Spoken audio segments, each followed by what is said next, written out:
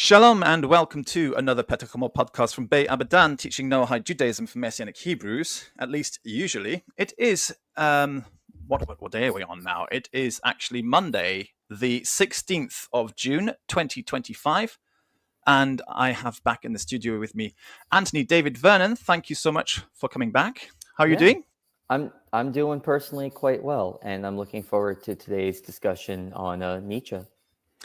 Yes, we decided we'd have a little chat about Nietzsche, since he's somebody who might be, maybe generally misunderstood by people. And our friend Anthony is an expert on fascism, and he's going to explain the relationship between Nietzsche and fascism, Nietzsche on Judaism, I hope. Now, the idea that Nietzsche was maybe a fascist or a Nazi or supporter of that sort of ideas is supposed to be, as far as I've read, something to do with his sister, who was supposed to be a supporter of the Nazis and was somebody who promoted Nietzsche's work. And that is why we tend to associate Nietzsche with fascism. But although he himself and his concept of the Übermensch has probably not much to do with that. But what do you have to say about this, Anthony? Well, I mean, that's a lot of steps to go through. So Okay. I think one of the best places to start with understanding Nietzsche's relationship to fascism is actually beginning with his relationship to Judaism, because it's a place where we could see where a lot of his ideas of the Übermensch even come from, which is not an association automatically made by a lot of scholars. But there is a connection with the way Nietzsche views the Jewish people and kind of views what it means to be a strong person. And then that can also be used to understand what an Übermensch is, and then how his sister and the Nazi party writ large viewed the Übermensch, if that sounds like a good direction to go. Yes, that's very good. Sorry, I had something fall on the piano just then when you were talking. Well, and so, right, Nietzsche, I like to describe him as an anti-Semite, right? He was very much against the anti-Semites. He viewed them as, just racist individuals, right? Nietzsche himself had, many problems. He was a sexist, for example, later in his life. He went from being non-sexist early on, even supporting a female professor being a part of his university. But that over time he became more of an incel, and truly that's just the best way to describe it. He became an incel as he got older and older, and then he was very much a stereotyper. But even in the midst of his stereotyping, Nietzsche believed that every sort of race had their strong and weak attributes, right? So he did stereotype, but he's like, look, Anthony. yes. Anthony, sorry. I think one of us lost the connection just now for a moment. I'm not sure exactly who. So if Hopefully you it could just wasn't repeat me. maybe if you could just, for my sake, because I didn't hear you, if you could repeat the past 15 seconds or something like that, that would be good. Yeah, About basically, incel. I think the last thing I heard was incel. yes. So Nietzsche, as he got older, became an incel. So that's one problem with his thought. Another thing is that he was a stereotyper. In that, though, right, he didn't view one race as being inherently better than any other. He viewed different races as having strong and weak attributes as a race. But I mean, in some sense, he does make an exception for the Jews. As he writes in Beyond Good and Evil, the Jews, however, are beyond all doubt the strongest, toughest, and purest race at present living in Europe. They know how to succeed even under the worst conditions. In fact, better than under better than under favorable ones. So for Nietzsche, he praises the Jews for their ability to overcome, Adversity, racism and difficulty. stereotyping put on them. Wow. I could not have imagined that he wrote that. That's actually a big surprise to me. And then how the Nazis could make so much reference to Nietzsche and ignore this. Well, let's keep going. For Okay. Nietzsche, his idea of the will to power is something very important here that the Nazis take, along with the Übermensch. But when Nietzsche is writing about the will to power, one of the main forms of power he's talking about is the power to overcome. Quote, the higher man, and this is from the will to power itself, the higher man is distinguished from the lower by his fearlessness and his readiness to challenge misfortune. And we could see the direct connection there with his connection to the Jewish people, right? He has a lot of praise for the Jewish people for the ability to overcome. Now, he has criticisms of the Jews as a people. He views them as overly priestly, he views them as overly moral.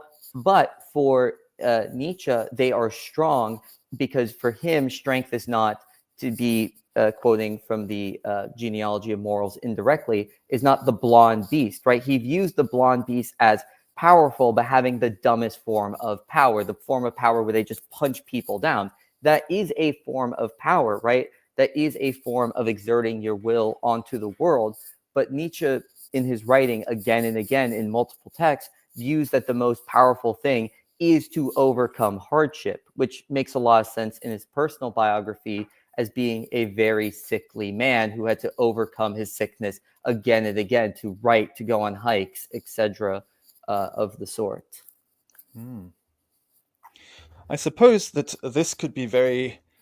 We could have a lot of Nietzscheans in the modern state of Israel then who have become secular Jews and feel that they may be fulfilling sort of the Nietzschean ideal better in that they are no longer priestly, they are no longer moral, and they are still Jews. So they may be feeling that they are closer to an Übermensch or something like that. Now that's a problem because I've lived in Israel and it's quite. I'm an Israeli citizen as well. I don't know if you know that, and it's quite for me coming from Western Europe. It was quite repugnant for me to be over there and experience this. It was like stinking machismo. It was too much for me to stomach. I couldn't stomach it, and I couldn't take the way they viewed other people. The secular, non-religious, non-priestly Jewish nationalist really does believe themselves to be like an Übermensch over the rest of the people. So they may actually be um, reading Nietzsche. I'm not sure if that's true or not, Yeah, but it might. Yeah. it could be very possible because Nietzsche is the type of thinker, and this is also something very important to specify, is that he says all sorts of different things at all sorts of different times. He's not Uh-huh. afraid of contradiction. Now, I there see. are some consistent thread lines, like his consistency in being anti-Semitic, his consistency in being anti-nationalistic. He's consistent about the nature of power. So there are some areas where he's consistent, but with a thinker like Nietzsche, you can very much easily selectively quote, and you can very easily like take partial phrases and run with them. And this is something that a lot of people will do with Nietzsche, including Adolf Hitler is like definitely Hmm. one of those individuals, at the most, extreme problematic version of running with Nietzsche. But yeah, there are many people who read Nietzsche all sorts of ways. And he So is, oh, I'm Oh, sorry. and he is a Go on. conservative thinker, right? Like for sure, like he's a conservative thinker, but there's a lot of left-leaning people like myself, like Foucault, like the plastic pills guys, just to give a breadth of examples that find a lot of interest and utility in the writings and works of Nietzsche. Okay, so he is on the conservative side, but something, for example, like the dose of Nietzsche that Hitler would have needed to hear and the Nazis would needed to hear is that passage about the Jews, which you just read out to me. What sort of dose of Nietzsche do you think Jewish nationalists, extreme far right in Israel, might need to hear from Nietzsche if they're ignoring passages of him? Is there something which pops into mind?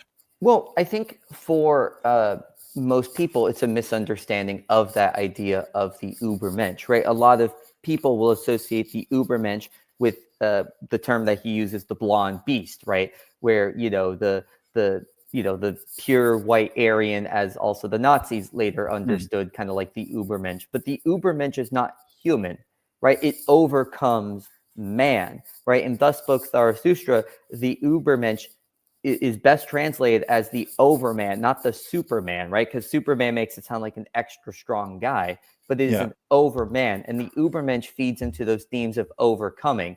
Man is something that must be overcome. Because Nietzsche was very much a fan of Darwin. He had critiques of Darwin, but he was a fan of Darwin in the sense of evolution, overcoming, newness, and so he thought that man was not the final stage of evolution, right? He was like, no, like we are not the par excellence, we are not the end, right? One day man will need to be overcome. But I think with a lot of those Hitlerian associations with the Ubermensch being like the top race, this is not the thing that Nietzsche was trying to say. Nietzsche is like, yes, did rarely like make rankings of people's qualities, but by and large, the best quality is becoming, is newness, right? There is no state of being that is the best state of being. Nietzsche is a thinker of becoming, So it's like a permanent evolution. I suppose maybe Trotsky's permanent revolution might have been influenced by that to a certain extent. I'm not sure if I that's don't a relevant know comment. the connection to Trotsky, but I know that Nietzsche was very influenced by Heraclitus. That the world is fire, the world is ever changing, the world is like a river. And so for Nietzsche, he would find it moronic that any one people could assert for all of time. When he's making that statement about the Jews being the strongest, he's just like, look, over time, they have constantly overcome in many ways that the Jewish state of being is becoming and trying to face adversity and becoming something else and moving to new lands and adopting new customs and cultures and languages, right? And so for him, that's strength, that's power, the power to become something else.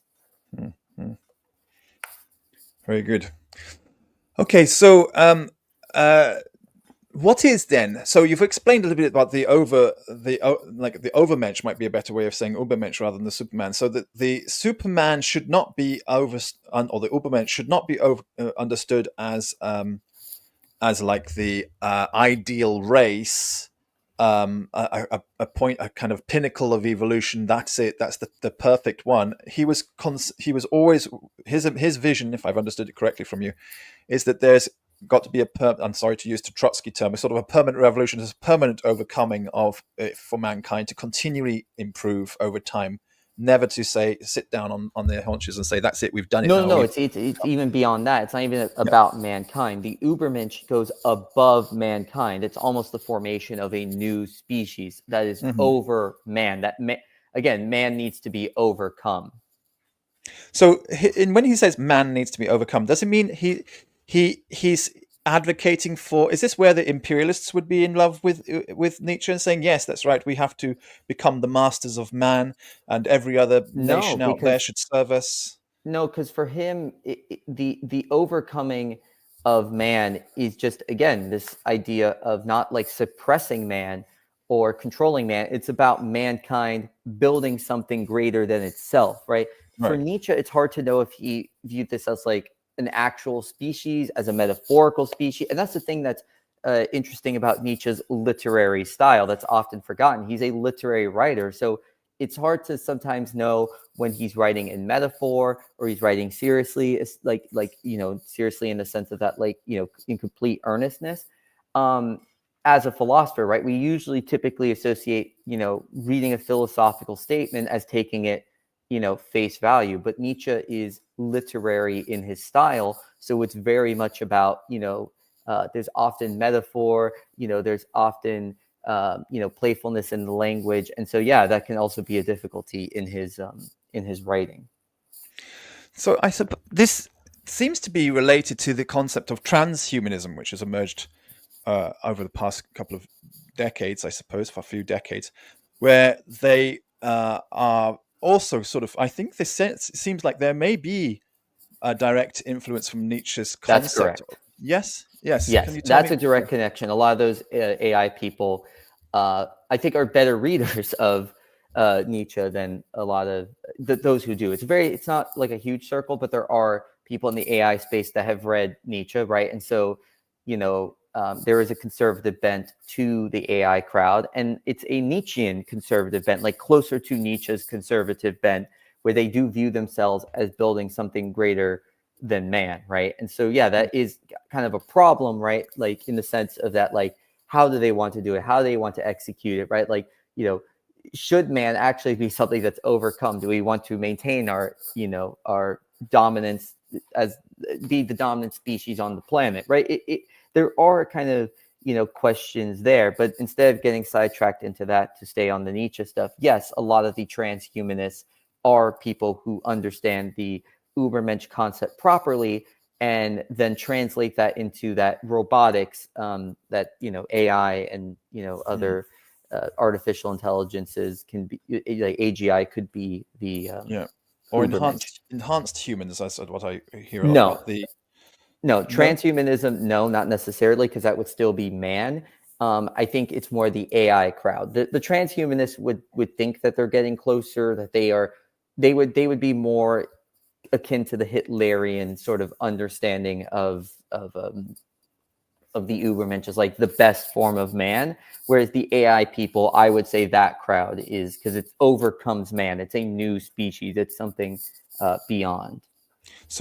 so by constructing or being interested and involved in constructing something which overcomes man, what is the purpose of this? It's just because of evolution, just because Nietzsche was a Darwinist, and he believed, like, yes, it will continue. There'll be another one, and even that will pass, and another one will come, and even that will pass. Is it that sort of the attitude we were talking about here? Is that what these people are inspired by? The idea of always being something better? Yeah, I mean, Nietzsche is inspired by a lot of different attitudes. It's not just that he's a Darwinian, because he's not like he's not a survival of the fittest in the sense of that fitness belongs to any one, the sort of being that you could even have like the fittest trait. For Nietzsche, the world is a series of like interplays, right? Like all sorts of powers are interplaying with one another at the same time. And so, kind of moving, I guess, away from AI, but I think this will answer the question. For Nietzsche, it is about that the world is an interplay of powers, and in the midst of power, right, the most powerful thing to do is to like overcome all the powers coming at you. And so Nietzsche thinks like, look, if you're going to be in a world that is an interplay of powers, right, you might as well assert your own power. Like you might as well assert your own ability to overcome, or your like he doesn't put a moral take on how you gain power. He just views that the most powerful thing is to overcome. But he goes, look, we happen to be in a world of power, and power, this power is and that power, and do what you can or want to assert your own power. That's what it comes down to. So, by any means necessary, or by any means you want? For Nietzsche, Did it's he? Because not. he wasn't very keen on. He wasn't very big on morality, was he? Well, correct me if I'm wrong. Yeah, he does have personal moral preferences. I would categorize him as a moral preferentialist, where basically morality is a matter of what one's preference is, and preference is a matter of, yes, opinion, but also preference is a matter of, like, for him. But also, I think holds true to a degree. Like there is moral preference based upon your national background, your gender, your race, etc. Right? So your moral preferences are a combination of opinion, and as Heidegger would put it, you're thrown in circumstances.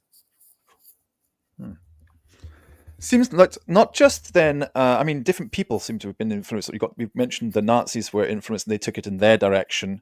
The AI troop are taking it in their particular direction, which you said is probably more close to what Nietzsche himself was imagining.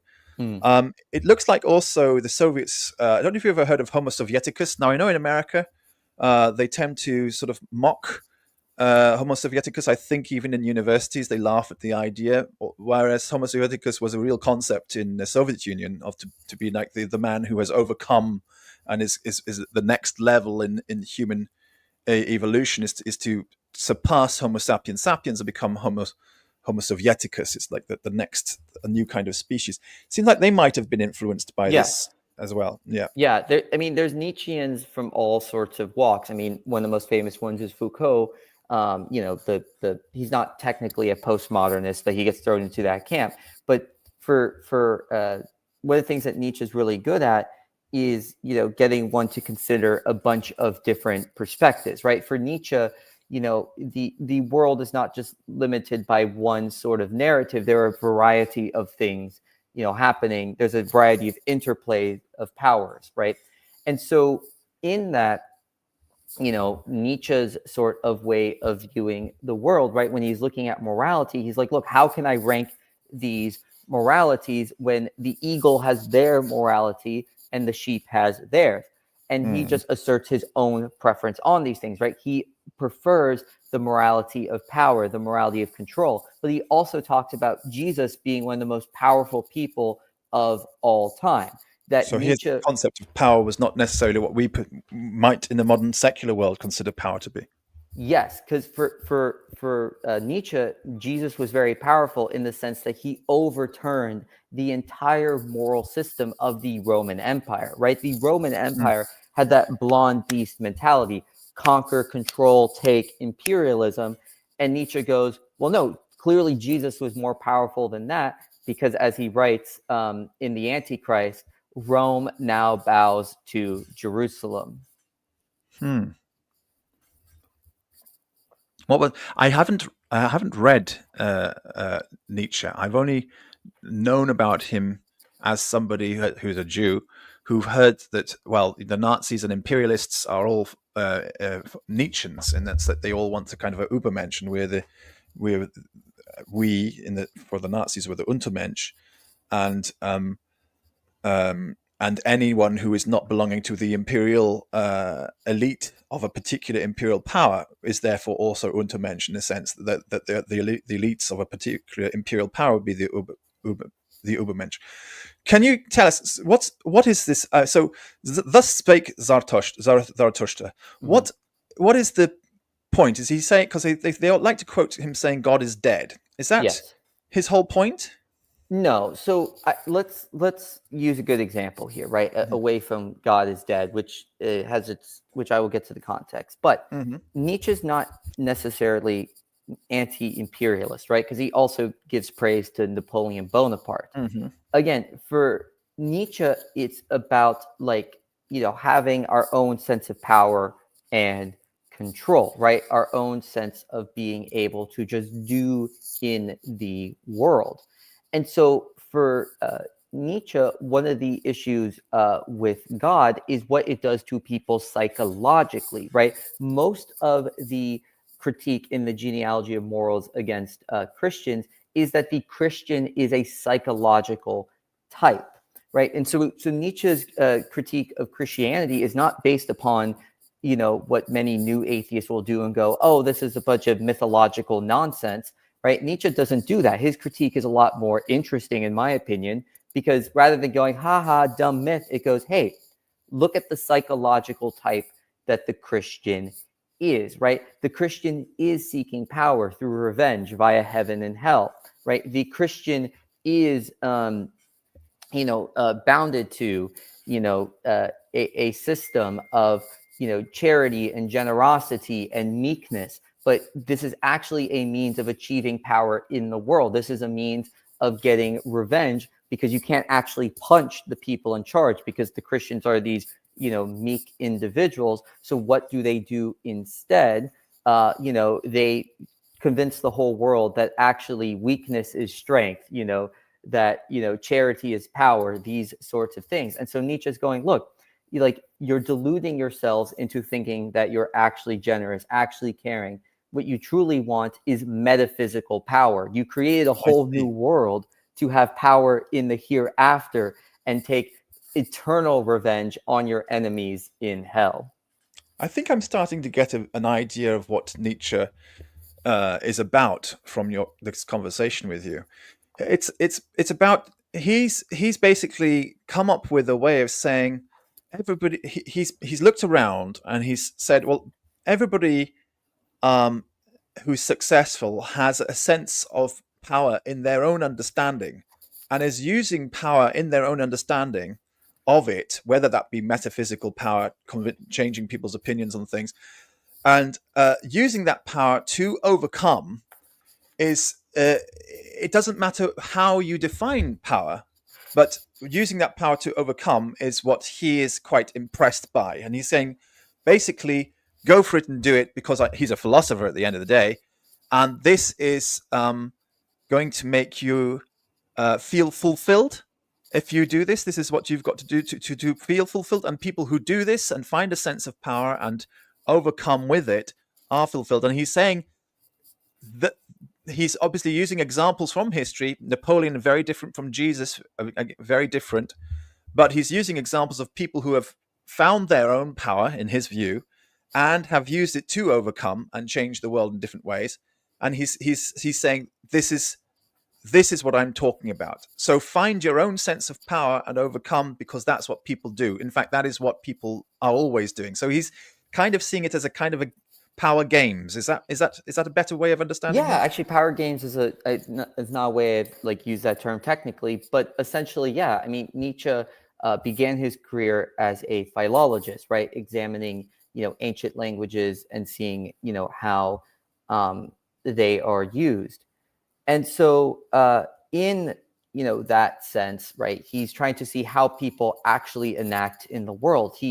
When he wrote The Birth of Tragedy, it was critiqued by the philological community because I would argue that it ended up being more of a text of sociology. He's often just examining how people actually exist in the world. And now, unlike some of us who would say that, like, hey, like, as Messiah is Judaism puts in the chat, like, yeah, I'll stick it up on the screen. Yeah, as he puts in the chat, like, yes, it would be nice to use this overcoming towards things that are in solidarity, that help out others, right? That's something I take from Nietzsche. It's like, okay, if we're going to have these powers, we should use them to help others. But for Nietzsche, he goes, no, use them however you want. And actually, his preferences are, in the sense of the opposite. They're very self-fulfilling. This is why Ayn Rand, even though she often doesn't admit it, was a huge fan of Nietzsche, right? That sort of self-overcoming, that self-positioning is where Nietzsche tends to point to, right? Making your own sort of, legacy. And this is his critique of the communists, socialists, Christians are all the same. He views funny enough, the socialists and communists as extensions of Christianity, that they still have the Christian moral system, that system of just like meekness, charity, etc., even though they've killed off God, right? Even though God is dead to them, that God is not in their psychology as a metaphysical thing, right? They killed God, but as he writes, his shadow still hangs on the walls, right? And he says so that's what he meant when he said God is dead? Yeah, so God is dead is that God is dead to us, right? Like, we don't metaphysically believe in God anymore. However, right, we still go to his, his gravesite. His shadow still hangs on the wall, because while we no longer, like, as a European society by and large, really take God seriously, and I say that as an American extension of the European society, because Nietzsche would include America as that. Right, like, yeah, people go to church and but like, God isn't as like deep or seriously within our lives. However, right, you could see this even in the new atheists and secular sciences, that we still agree that the morals of Jesus are good, right? So we killed God, but we the shadow of the Christian religious morality still hangs. And for Nietzsche, this sort of morality does not allow us to actually be ourselves, because we're constantly considering the other. Right, so that's Nietzsche's position. But he also considered that communism, socialism was a continuation of the Christian thing, which is actually Engels himself said, which that's the name of this channel right now, proto-socialism. It comes from Engels' comment, proto-communism, when he was referring to the Anabaptists as being proto-communists. There was clearly a lot of respect for the right kind of Christian. Obviously, not every kind of Christian. They only picked on the Anabaptists. They didn't pick on anybody else. And so and I do see that as well. I see that communism is very, very much along the lines of the true scripturally based, as the Anabaptists are scripture based believers. They don't have a Calvin who gave them a doctrine. They don't have a Luther who gave them a doctrine. They just try to find meaning in the scripture and do what the scripture says. So a scripturally based Christian approach is, actually, as you say, from each according to their ability, to each according to their needs. That's something from the book of Acts. Holding all things in common, direct quotation from the book of Acts. The other one is those who don't work don't eat. That's from Paul. Paul says that, so very much New Testament interpretation of biblical principle. Continuing on, Moses as the liberator of the slaves in Egypt, basically a Labor Standards Act being established in Mount Sinai. It's very much in that vein. So I see it that way, even if they have taken God out of the picture, very, very much standing in the shadow of God, very, very much honoring him at what they have made into his grave, but they're still going to continue to stand on it. I can see that picture very, very well. Yeah, and I think for Nietzsche too, he also tries to separate Christianity from Christ. I mean, he says that there was only one Christian, and he died on the cross, and so Christianity is its own thing, like taking from Jesus. He writes that maybe pretty arrogantly, that if Jesus had lived longer, that he would have changed his views, right, and been closer to himself. But that being stated, yeah, I think for Nietzsche, he's focused on psychology, right? I argue that he's the true father of psychoanalysis and not Freud.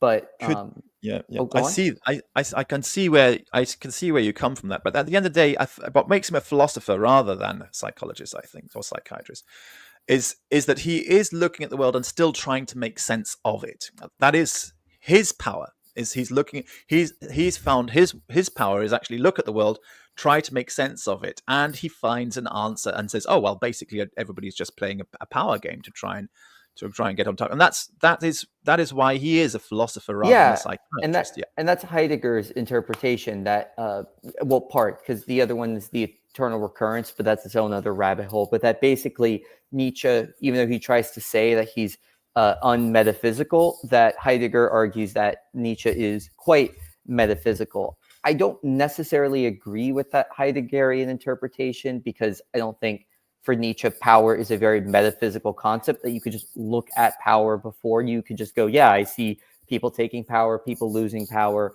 For nonetheless, like, it's not unfounded to have that interpretation of power be a all-encompassing, global, universal, metaphysical concept. Yeah, but and this is where the psychologist in him is kind of emerging, is where he's saying power. He's talking about your individual power for you, what empowers you. And we hear a lot of people talking about these days, No, he talks about collective power, right? Because he talks about the power of, like, the Jews, for example, right? The power of the Jews to of a nation. overcome. And so, but maybe helpful here, what for you, as Nietzsche writes in Beyond Good and Evil, to paraphrase, that all philosophy is a projection of one's psychology.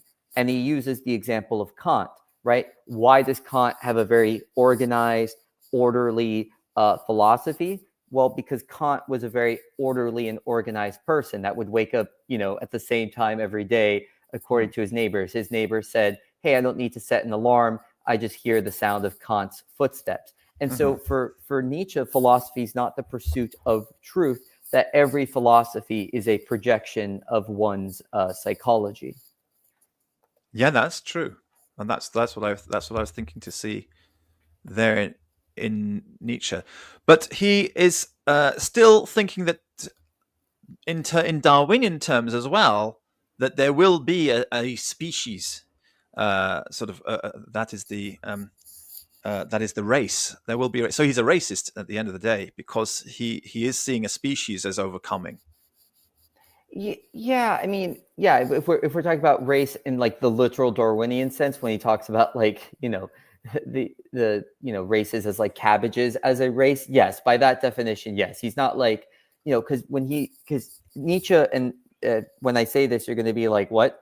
Nietzsche is a selective breeder. Now, what he believes is that we should have a super mutt, that basically like all the best peoples should like come together in order to just have like the best traits, and best peoples as in just like, it's like, all right, we have, these guys are really intelligent as a race, these guys are really good at overcoming as a race. So he believes in like interbreeding between races. He's like, yeah, like there's some good qualities in Indians. And so he's weird and stereotyping and problematic by today's standards by, many, many means.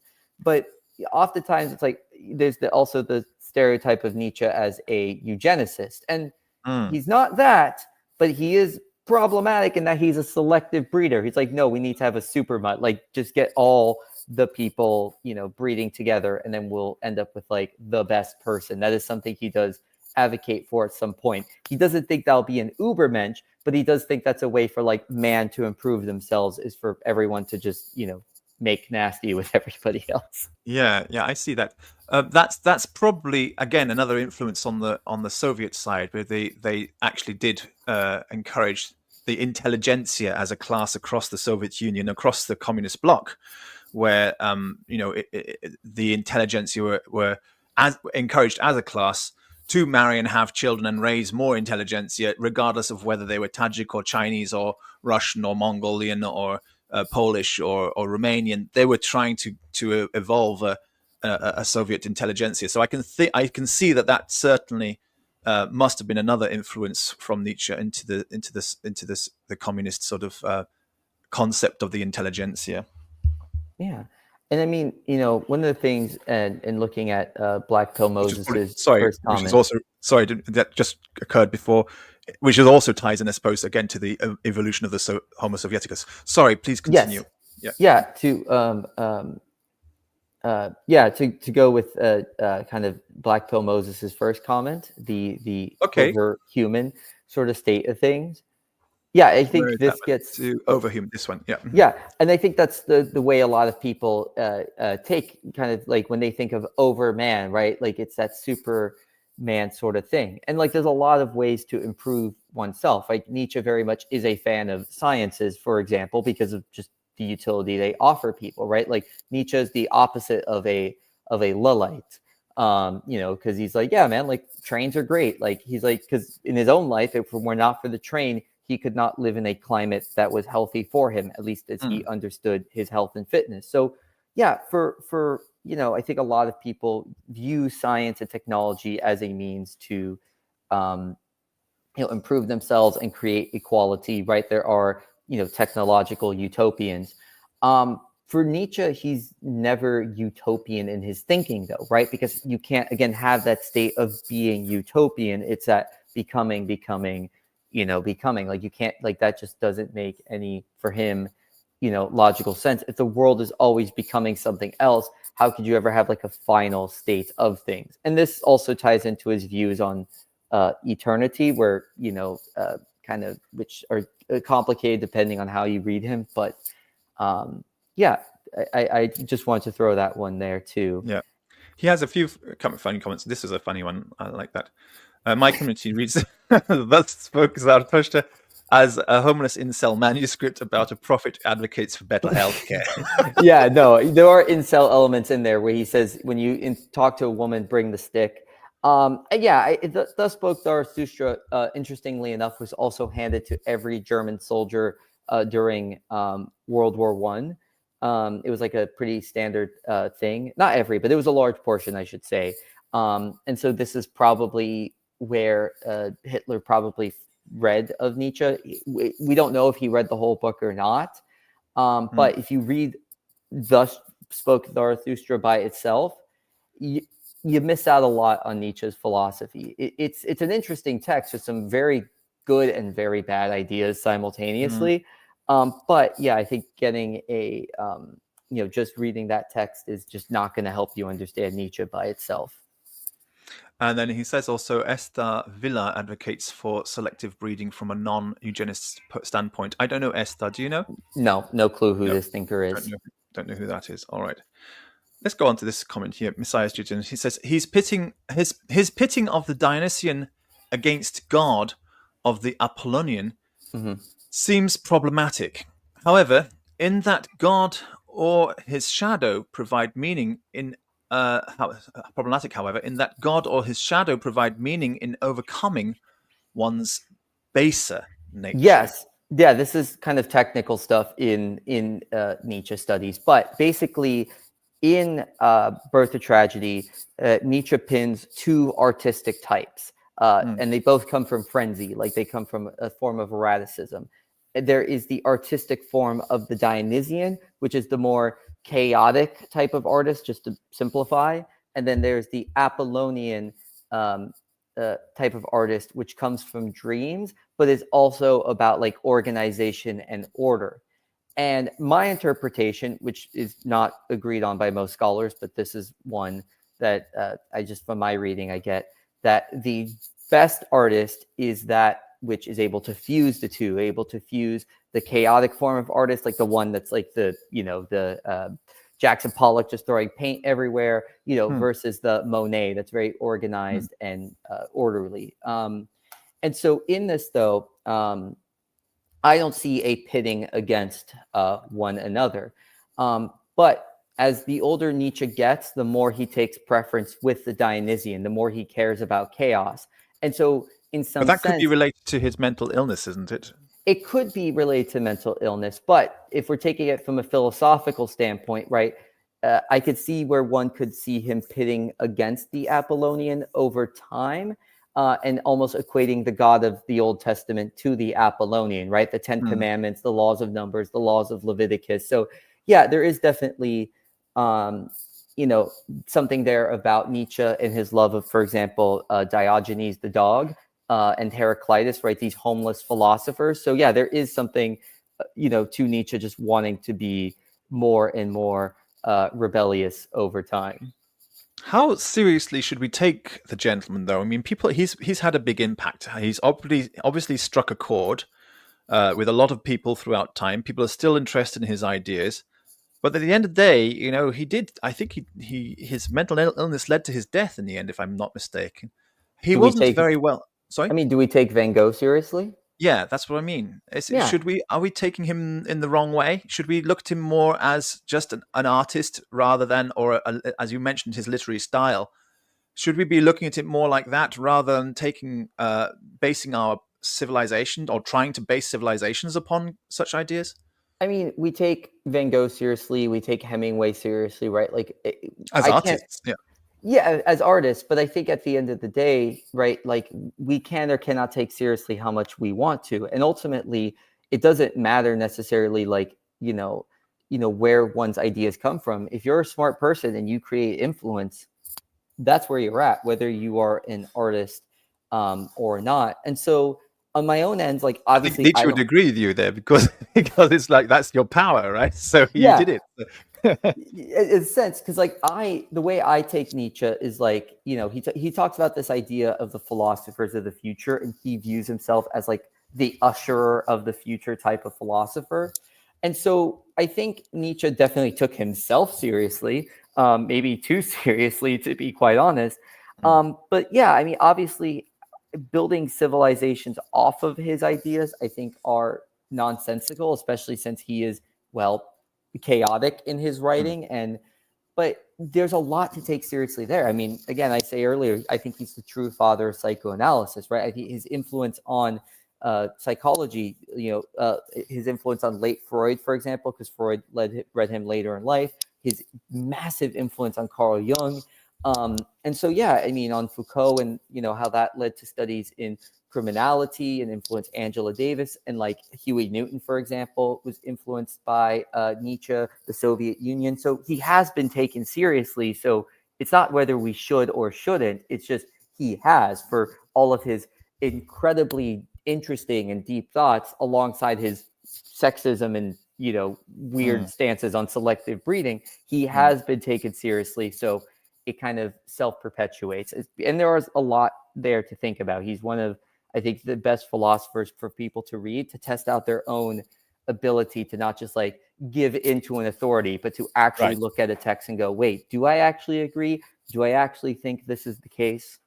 Yes, that's a very good point. If you're going to read him to test out your philosophy to see if you can respond to, do I agree, and wait, hold on a second, and interact with the text, then that's actually the way you should interact with any text. I think at the end of the day, the same as you should interact when you're watching TV or listening to radio or in a social media. To sit back and just listen and absorb without actually responding, I think is dangerous condition. Although that is the condition most people are in. They tend to just be. I like the phrase. Actually, I think it was MJ brought it up himself. YouTube sponges. YouTube sponges or social media sponges, just sitting there absorbing, and that I think is very dangerous. It's much more important to respond and say, hold on a second, what about this? What about that? I'm not sure if I agree with that. Can you point out this? Rather than again, also than just arbitrarily saying, I believe that, I don't believe that, I believe that, I don't believe that, which is very, very subjective. To engage with something, to throw something back and forth is extremely important, and that is maybe a bit more difficult because maybe that's outside of sort of Nietzsche's sort of game. I think because as long as Nietzsche would be saying, as long as you have found your power and you feel empowered, then bravo, everybody. That's what people do in the world. That's what it's all about. I found mine, you found yours.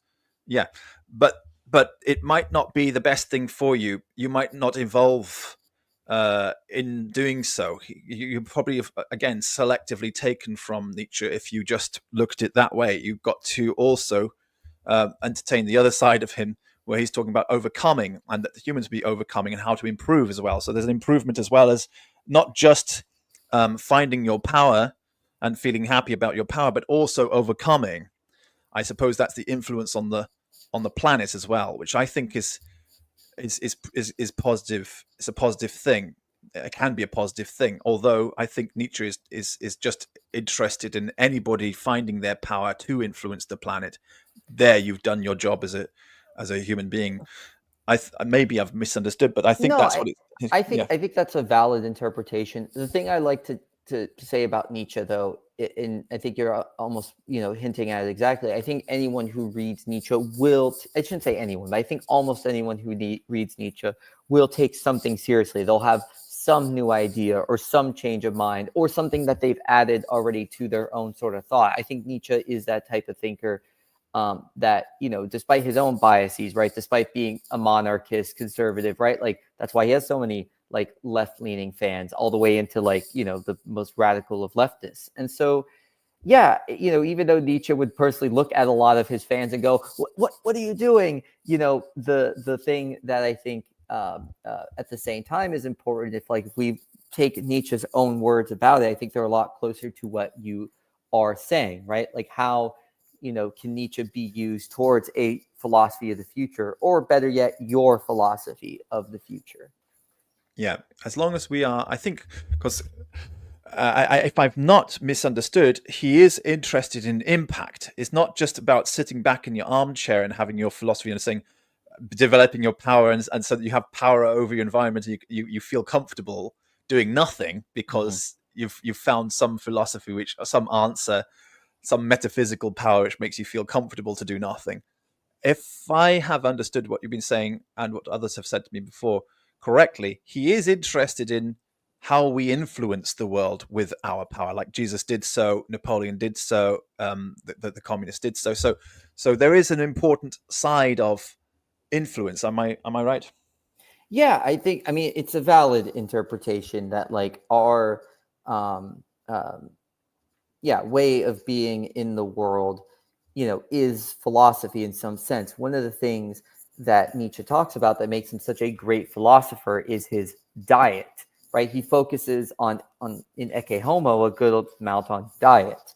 And that sounds kind of strange at first, but he's going, no, the way you eat, the way you maintain your health is going to affect how you think. It's gonna, it's gonna affect your power. And so yeah, for Nietzsche, philosophy is a very holistic thing, right? It's art, it's psychology, it's fitness, it's consumption, it's religion, it's all sorts of things entangled. And yeah, for Nietzsche, he very much holds that kind of semi-classical view of philosophy as like almost being a way of life, right? Almost Mm. as a love. But unlike for other thinkers, like Socrates, who seems to be a proponent of free will, it's kind of hard to be direct on that, but he seems pretty free will based, unlike Plato, who is fate based. Nietzsche is also kind of a fate based thinker. Like, weirdly enough, it's like, as a lot of his thought lends itself towards you subjectively do what you want in the world, you know, like assert yourself, but yet he's a believer in fate. He believes things are predetermined, amor fati, love of fate. So this is the thing that's very difficult with Nietzsche, is that Yeah. sort of constant contradiction. So every time you're like, aha, I've nailed the reading of Nietzsche, it is as you know, Levinas can be interpretively asserting a hermeneutics of pacifism, right? That Levinas is like, look, you can't have a final interpretation of things. And I think that's very true for Nietzsche. And I think oftentimes when a final interpretation is made, you know, and as shown with the case of Nietzsche's, you know, a final quote unquote interpretation of Nietzsche as done by the National Socialists in Germany, right? Using Nietzsche as like their philosophical justification, their philosopher towards, you know, their ideas of, you know, anti-Semitism and Übermensch, blonde beast power, and so on of the sort. Hmm. So I think he is probably a determinist, and that's why, if he's talking about fate or has a concept of predeterminism, it's probably because he's a determinist, and being a Darwinist and believing in evolution and everything, and the way science was at that time, there was a, I mean, he died in 1900s, so there was a sort of feeling that everything had a scientific explanation for things starting to emerge at that time. So he was probably deterministic, and then therefore might have felt we are, although they didn't have genetic science in those days, that he might have felt that we are, to a certain extent, slaves to our biology, and therefore this, from this concept, if you can kind of, it wouldn't necessarily be so chaotic to view Nietzsche if you can combine that with that we are slaves to our biology, everything is determined, and so the only thing we really have is a way of try and understand power as we understand it, and to do something with that power, even if that is just sitting back in your armchair and observing and calling everybody stupid because you know best and you're quite comfortable that that's how it is, and that may be the only thing you can do, if you are a slave to your biology. And maybe he was a determinist in that sense and thought, yeah, so that's how he can also talk about fate. You can't overcome your fate, but just basically be who you are is essentially Yeah, his message. that compatibilist that reading is actually pretty good, given Nietzsche's own sickliness, right? Given that Nietzsche was born into a body that was not the strongest by any means, right? Mm-hmm. In his own life, he tried to serve in the military and just could not for health reasons. He tried to be a philology professor and he couldn't because of his health. And so, yeah, that sort of reading of like, you're fated to, even though he never writes about being fated to just the body, you know, that could be something that Nietzsche like couldn't just like put down into words. Like, he just, despite all of his incredible words, you know, could never put down into words. Like, that could be where that is coming from. Like, that there are aspects of ourselves that we are fated to, but we have the power to overcome despite our fate. And we should love our fate because it gives us the ability to overcome in the first place, to show our true power. Like, that's not a valid and understandable reading of Nietzsche that maybe some would have problems with, but that's the beautiful and annoying thing with Nietzsche studies and scholarship, that there are just so many wings of it that go so many different directions. Mm-hmm. Mm-hmm. We have a few more comments from Mij and Blackpill here. What's Blackpill talking about here? He's saying, as per Hegesias of Cyrene, mixed with, who is he talking about? With Mazdak, could that get the job as good as Luigi Mangione? I No. don't know who either of these figures are, to be perfectly honest. Okay, so you got that, Blackpill. We don't follow you there. Sorry. Another one from MJ says, I noticed Landian accelerationists as adopting the myth of Bataille's Acéphale, the headless society. However, ironically, to reduce society into monopolies of capital, power, and in a right-wing sense. Sorry for my writing there. I have got the wrong glasses on. I mean, this comment just reminds me of Snow Crash, right? The novel where everything is like hyper privatized and hyper inflated, and yeah, it's a very dystopian text. But yeah, I mean, there are accelerationists who who think like, oh, okay, if we get everything into monopolies and consolidate things into more and more capital, it will bring about the utopian state of being. Some would go because it's going to all collapse, others because, if you get rid of, governance and you have these companies will form into communities. But yeah, Nietzsche's not an accelerationist. He's just, things will occur at the rate they do ist to the, to stick to the Nietzsche stuff. So yeah, I mean, again, though, like for Nietzsche, an accelerationist would be asserting their own power. Capital would be asserting its own power. One thing Nietzsche doesn't talk about too much is, and it's very telling, about economic and social issues, right? Like that's not his thing. He's focused a lot more on the individual psych stuff. Okay, very good. He has another question for you here. And he says, sorry for lots of questions. No, all good. I love questions. So, I think Nietzscheans assume a Cartesian point of view in their critique of society rather than use Socratic doubt, which assumes everyone holds some truth, better matching reality. Yeah, I mean, I think as much as, Nietzsche critiques Descartes on I think, therefore I am, because he's also very skeptical of the I, because he takes almost that Buddhist notion of that everything's interconnected, right? There is no true self that is overcoming, because the self is a confluence of everything we interact with. So he does that critique of Descartes, but he can't extend that into like people being in bad social situations because of larger socioeconomic circumstances.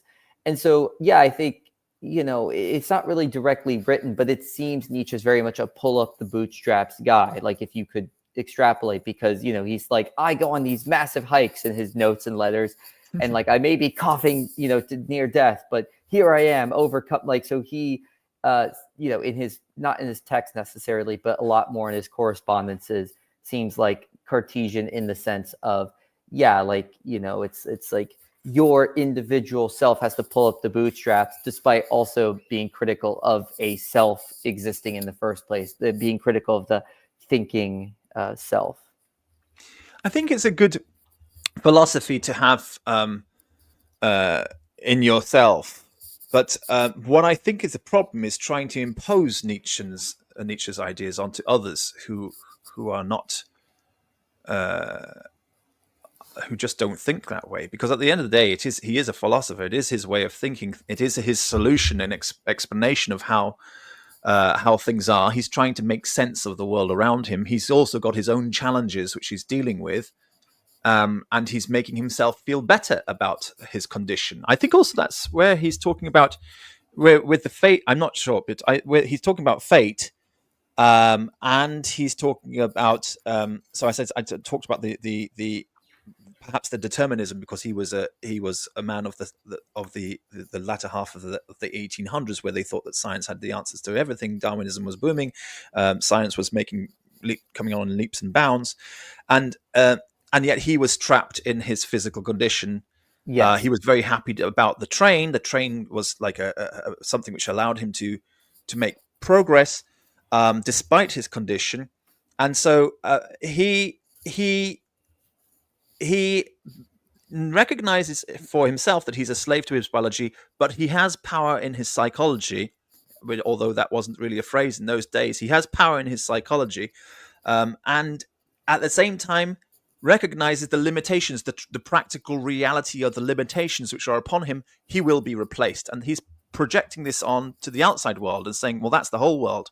The physical world of humans as we know it will be replaced. They'll be overcome by something in the end, but we can only do the best we can in the meantime.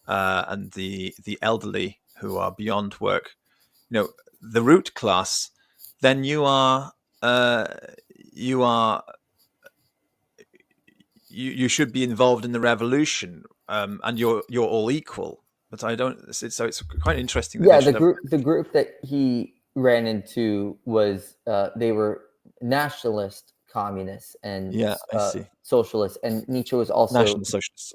mhm.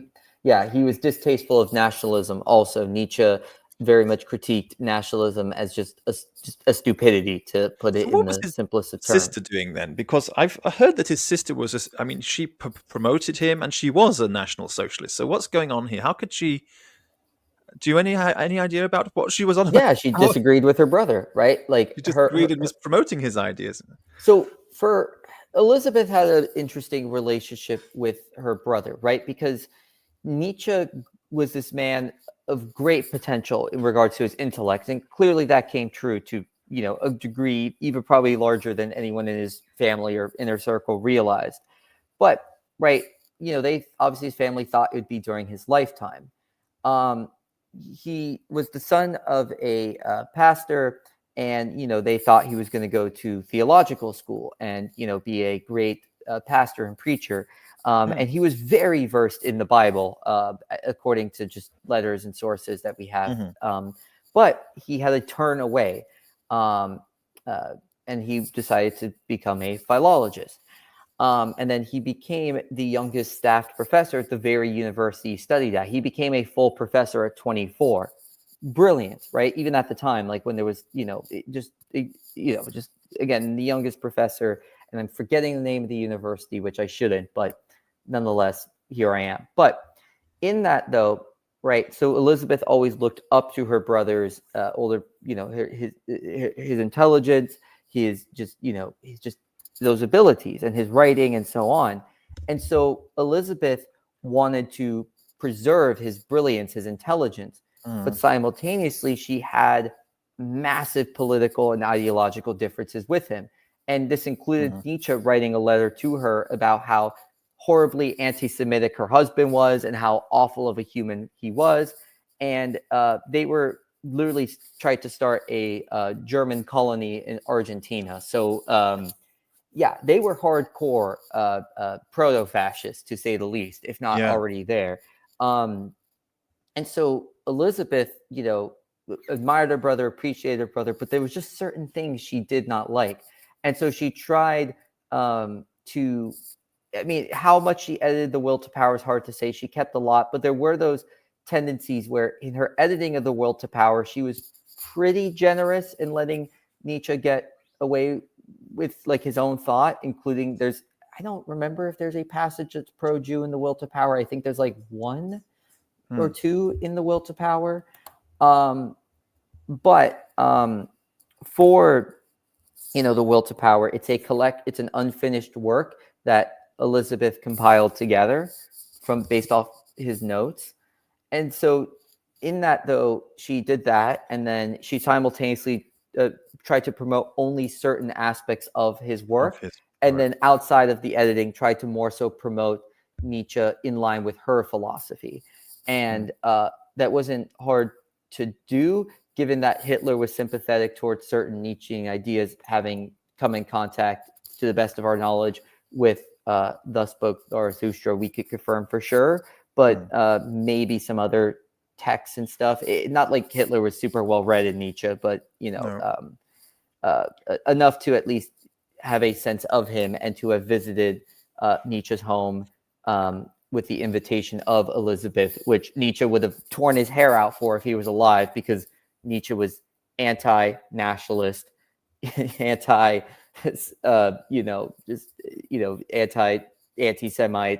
just basically against everything Hitler stood for to its most extreme. Yeah, so it's just basically taking what you want from Nietzsche and leaving the rest. That's essentially what the fascists are doing here, taking what they want and leaving the rest. It's a pity, because when we hear the word Übermensch, I think, at least my experience of people of the world where we hear that word, we just think of Nazis, Übermensch and Untermensch, and we don't really think, if you do have a concept of Nietzsche, you don't really think that it's going to be so radically different from what the Nazis have been promoting. But from what I've gathered from our conversation today, from your presentation today, is that he is radically different from the National Socialists. He's actually an enemy to the National Socialists, an enemy to nationalism in general. He's actually anti-Semite. He's more like somebody who is just interested in promoting your personal power and doing something with your personal power. He believes that humans will be replaced by something else. It doesn't. I mean, the closest. I mean, you've got this kind of eugenics thing where Hitler had this kind of camps where they were hoping to breed the master race by letting all the best characteristics of the Aryan come together.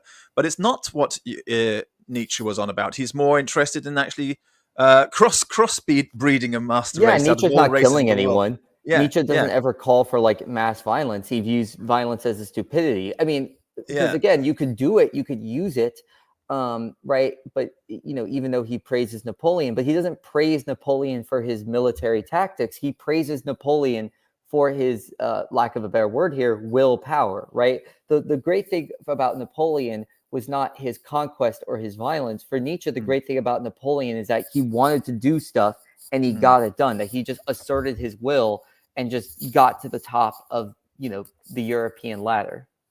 Yeah, twice. Yeah. pretty impressive, to be honest. And he's really been sort of taken totally out of context. Is basically what we're hearing. He's taken out of context. The Nazis like him, the fascists like him, but they're really just taking a sentence here, a sentence there, picking and choosing and doing what they want with him at the end of the day. Yeah, and this was part of the work of the main translator of Nietzsche, Walter Kaufmann. Like, this was one of his big missions, because he was just pulling his hair out and being like, having taken an interest in Nietzsche, right? Like, he's basically the main person to revive the legacy of Nietzsche in those regards. Again, like, there's still plenty to critique there. The sexism is like, that's the most blatantly obvious wrong here. But that's been a big part of Kaufmann's translations of Nietzsche. You have channels like Essential Salts, which do a good job talking about Nietzsche. The Nietzsche podcast is really good. Again, personal points of disagreement with his interpretation sometimes, but he's a very good reader. Weltgeist does a good job. And so there has been a growth in Nietzsche sort of studies and interest. But, even then you'll still have like the manosphere guys that will take a couple of Nietzsche quotes and do the same thing that they do to Stoicism, right? They'll be like, here's the hardcore manly quotes.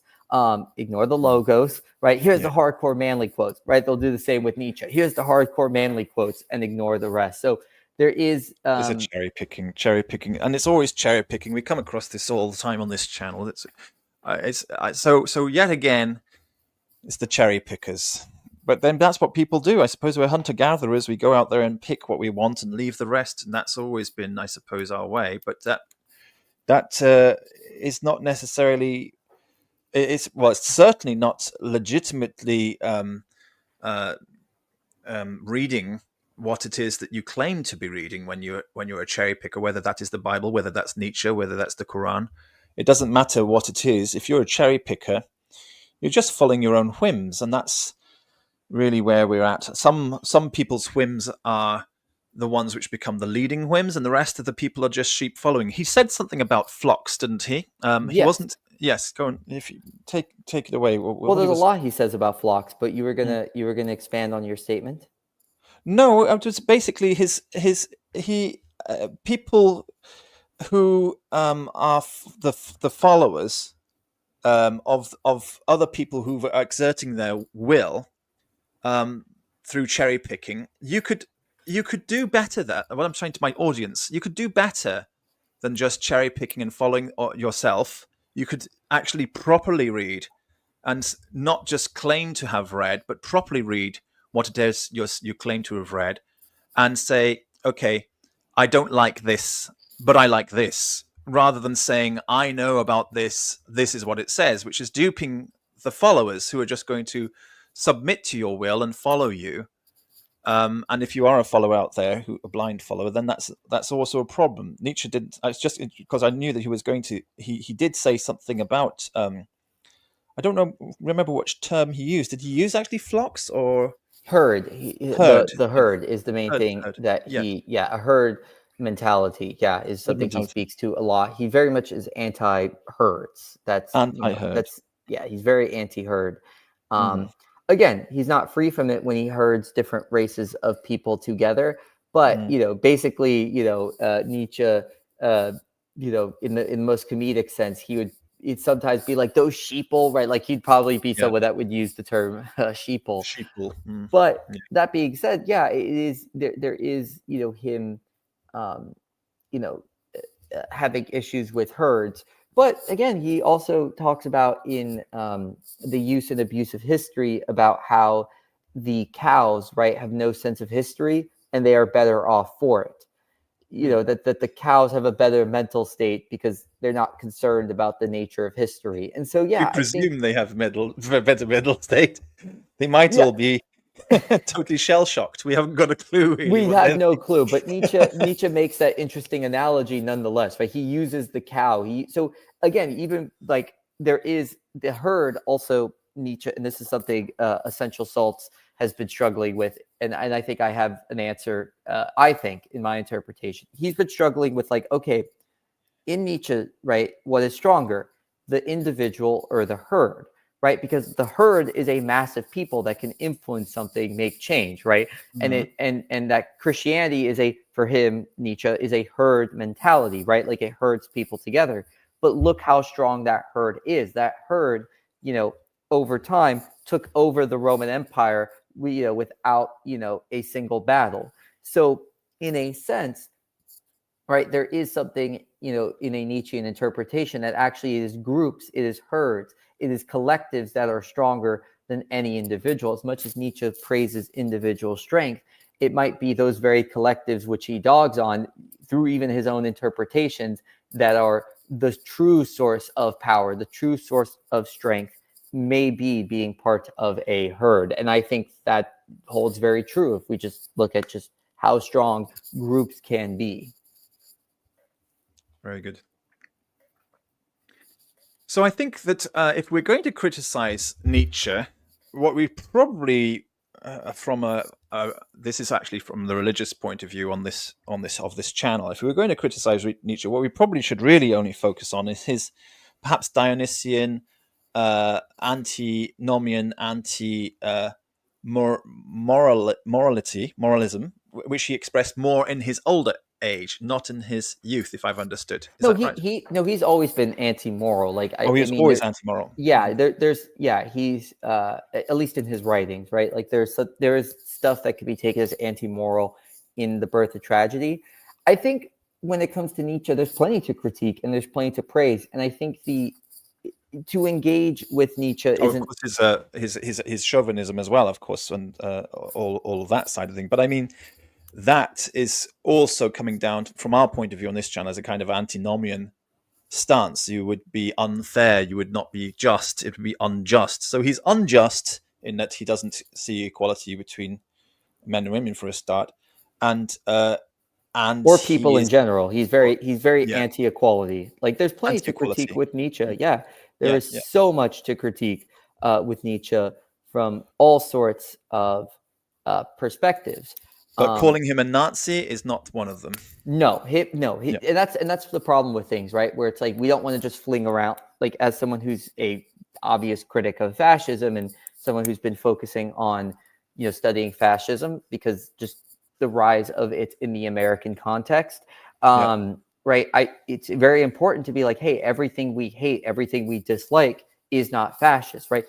Not every conservative thinker is a fascist, right? Like I Yeah. had a conversation with a friend of mine who's a Maoist, someone I disagree with because I'm not personally a Maoist, to say the Hmm. least.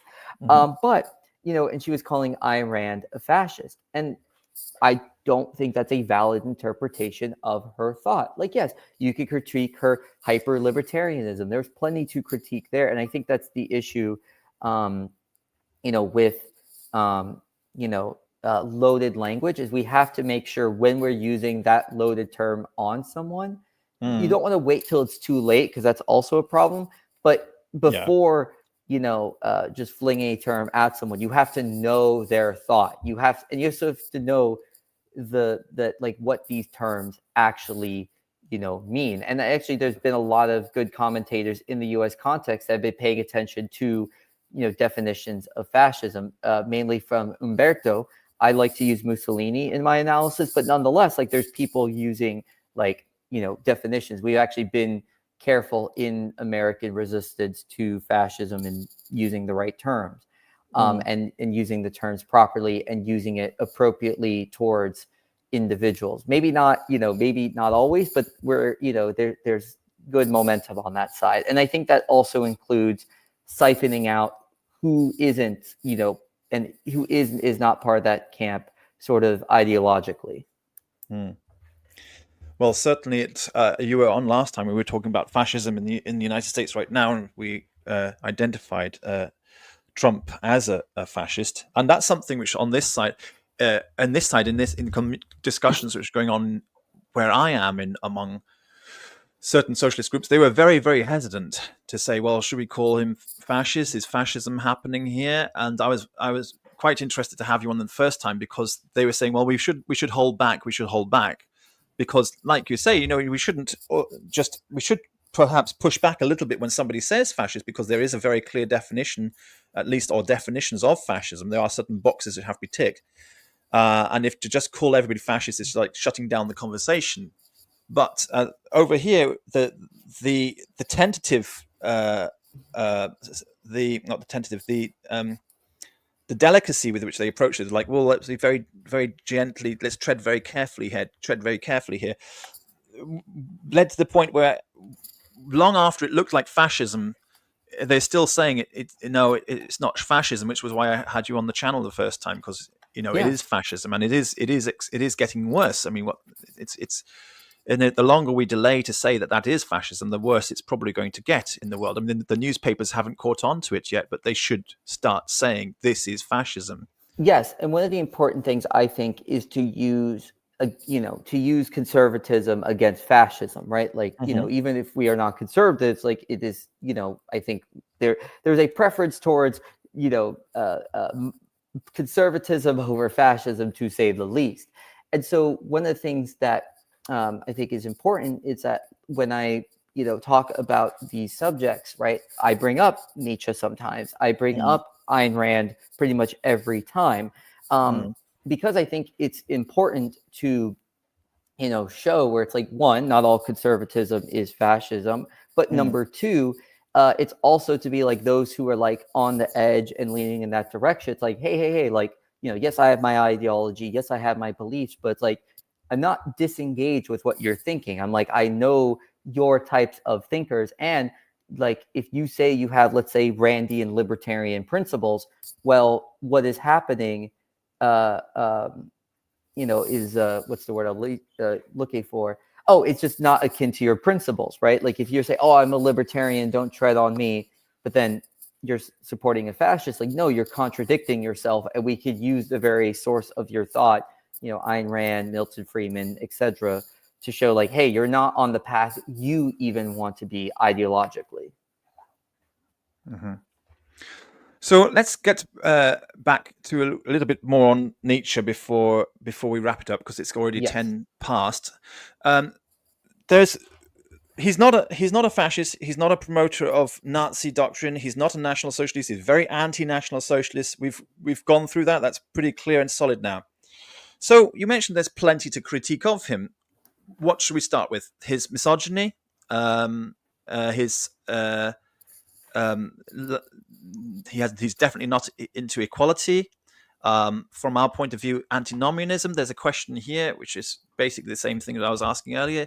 Would you describe Nietzsche as antinomian, at least towards the end of his life? Perhaps he was certainly anti-morality throughout all of his writings. Let's go through the critique of him then. What are his problems? If we're going to be honest about Nietzsche, what are his problems then?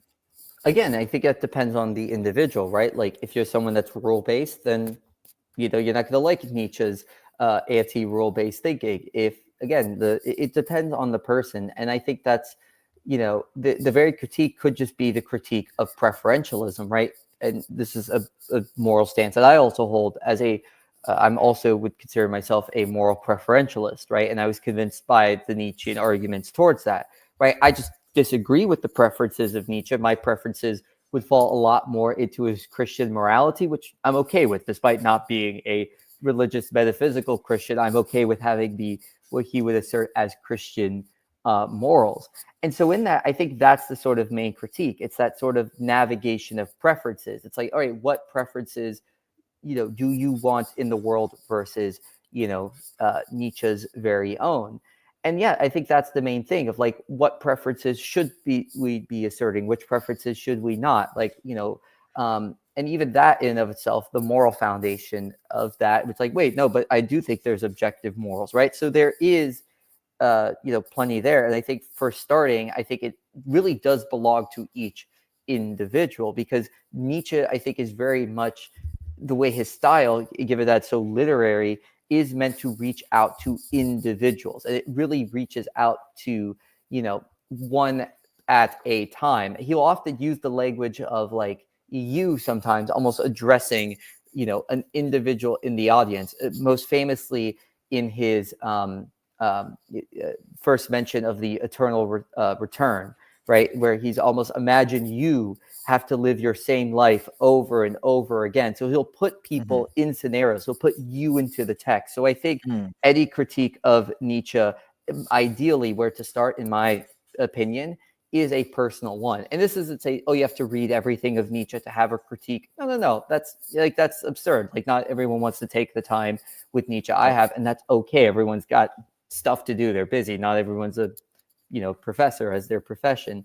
But yeah, I think, rather than starting with a critique, I always say, I think the best place to start is with The Gay Science, his book on the science of happiness, which has, I think it really is the most accessible of his text. And I think it's the one that, has some stuff that's very agreeable, very disagreeable. I think that's a good place to start, to kind of use The Gay Science. If you have any interest in Nietzsche, read that text, and it will give you like a good, in my opinion, entryway to start.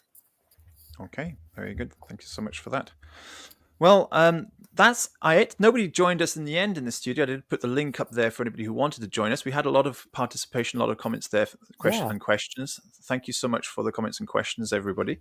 1,000%. They were some very good ones. They were beyond me. As I said, this is something which I'm not familiar with. I am a Hakam of Noahide Judaism, and so I'm so glad the comments were beyond good and evil. I tried to keep up, and I think I've got a better view of it now. Yeah, you did. Thank you. Yeah, 1,000%. I think, and again, I'm sure there's some Nietzschean, that will see this afterwards and be like, no, but again, I very much am the type of Nietzsche scholar where I do think there are many pathways to Nietzsche. There's no just like one, Nietzsche interpretation. Very good. And the most important thing is we know now how to respond to people when a fascist comes along quoting Nietzsche. We can say, well, maybe you should read more Nietzsche, which is a very good thing that I can be able to say. So somebody who hasn't read Nietzsche, I can actually say it, because I feel like I've got to know the guy through you. And you are the professor of these things, and that's your job. So you've done a very good job, at least for me and the audience who've been watching today. I hope that they've managed to make the same journey that I have with you, and we're very grateful to you for that. And I hope. Well, thank you for having me on. That's it's a pleasure to talk about this stuff. It's a great pleasure, and I hope you'll be back again to talk about more things. I hope things will be safe for you to come back again, because things are heating up a bit. Things I hope will be fine. In regards, I'm an optimist, so I would be happy to come on. For example, to talk about xenophobia, which I know is something that is an issue that I think you would definitely want to highlight, unfortunately. Well, I definitely would. I mean, the racism is we talked about it. What happened in Northern Ireland, Ballymena, it's gone around the world, and it's on the rise. It's a problem. So we should talk about xenophobia and why. What are the causes behind it? The reasons behind it. I think it's one of those things, though. It's related to what we're talking about today. indirectly, because all of these things are kind of related to socialism versus national socialism, or socialism versus nationalism.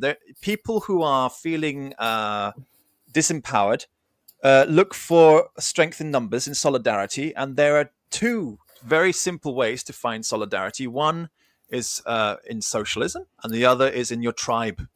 And the most primitive route is to find solidarity in your tribe, and I think that's where a lot of this is coming from these days. Yeah. But Or yes, religion, as to I well, guess that's a tribe. answer. Yeah. Yeah, to answer Messiah Judaism's last question, and maybe a Oh, good place didn't to see end that. end off. Put that on there. Yeah. Um, Yeah. yeah, the Would. you know, so basically the question here points to that Nietzsche often praises the pre-Christian religions. He has a lot of, he doesn't think one should necessarily convert to paganism. Sometimes he flirts with it, but he ultimately, like, it doesn't seem like he lands on that himself. Mm. But yeah, yeah, basically what a lot of people do, and even like you can see this in Nietzsche's idea, that a lot of people misinterpret the past, like how the Greeks actually were, how the Romans actually were. And so, Yeah. yeah, despite Nietzsche, having praise for the pagans, what he praises is not the fact that they went into, the cult temples and did rituals for Dionysus, or that, they had nature rituals for Pan. What he praises is he thinks that their psychology mixed with, our secular advancements, right? The psychology that he views the Bronze Age people as having is, kind of an F you money mentality, where it's like, F you, I can do what I want type of mentality. Like, I'm just going to do what I want. He thinks that the pre-Socratic Greeks had a healthy mentality. And so, yeah, in all of this, right, I think we have to decide for ourselves, what is a healthy mentality, right? What is the healthy thing to do? Is the health found in the nation? I personally disagree. Is the health, found, in tribalism? I personally disagree, right? I think areas where we agree personally, right, and a preference, I think, is that, hey, health is actually found in, kinship, in solidarity, Yeah. in, care, kindness, etc. of the sort. And I Yeah. think Nietzsche, funny enough, can be used towards, those ends in a very kind of finicky way. But I think in the sense of that, if we focusing, and this isn't to say that the rest should be ignored, but we could be honest about, like, hey, this guy would disagree with our conclusion here. But, if you look at Nietzsche's own perspectivalism, something massive in his text, like, we are just, try to navigate so many perspectives at once, and, kind of realizing the nature of there be so many perspectives, so many different interests, so many people, struggling in so many different ways, as always has been the case. I think is something that's important to always highlight, when one is going about an ideology. And Nietzsche is a good challenge in that sort of sense, because there's a lot you could take out of him for your own purposes, a lot you could push away, a lot that could maybe change your mind in a beneficial sort of way. But as you said very well, Joe, whenever a fascist uses Nietzsche in a limited sense, it's like, bah, no, here's the gay science. Yeah. We can at least have something to hit back on that. And I hope that we will you will come back and talk about we'll talk about xenophobia. I hope we'll get more people on next time, because I know at least two people who would love to join in. But this time I'm gonna have to make sure that I plan our timing along with a few other people's schedules, so that they can join us as well in the studio. Maybe have a broader discussion on xenophobia. It is a big thing. Well, I just hope everything's going to be all right continually, because I do hear that people who are speaking out and criticizing the regime currently, which goes on in the United States, are suffering for it. A lot of professors have left or are planning to leave the United States of America. Others are students who are speaking out in certain ways, are being, if they have any chance of being detained as a foreigner, they are being detained. There are riots, not riots, I should say, protests, which are going on against But they got riot police out, not just riot police. They got the Marines out, haven't they? And that's pretty odd. In Los Angeles In Los only. Angeles, Yeah, that's not weird. that that's limited, like only Los Angeles. It's just to say like it is only there, but it's still nuts because this isn't 92 where the city was literally on fire and they literally just needed more like resources than the state had to offer. This is, I mean, if you look at, let's say, like the live streams of it, be it Hassan Piker, even be it like the drone, footage from the DHS, like, yeah, there is violence, right? And I'm a pacifist, so I'm personally against all violence, but obviously there was no need for the Marines. So there is a step up in stuff. There's professors who feel pressured. There's been like Mahmoud Khalil, Rameza Ozturk as examples. FIU had 18 students have their F1 visas revoked. And so mad stuff. It's really mad, actually, to be honest. Yeah. And so here's how I view it, right? Like I am the grandchild of two people who were labeled counter-revolutionary in Cuba, right? So in that sort of sense, I don't want it to be a family tradition. Like I would like for things to get back to normal. But at the end of the day, I am very aware of authoritarian consequences. Like they had a friend shot in the face by, Castro's regime. And so in that sort of regard, I understand the maximalist consequences and am prepared to face them. I do not think they'll get to this point. Maybe that could be personal justification.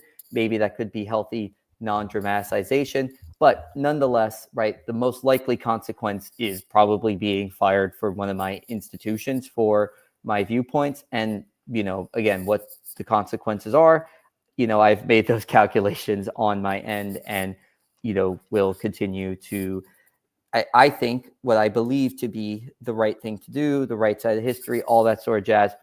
I don't think I'm wrong in those regards, but yeah, I think the important thing in my estimation is to just keep covering things, thinking through things, and, speak out when it's appropriate to do so. This is not anything necessarily, new. There's always been ongoing problems, but the rampant internal authoritarianism in my own country as an American, I think it's important to speak out to that, especially if the United States is going to go this direction internally.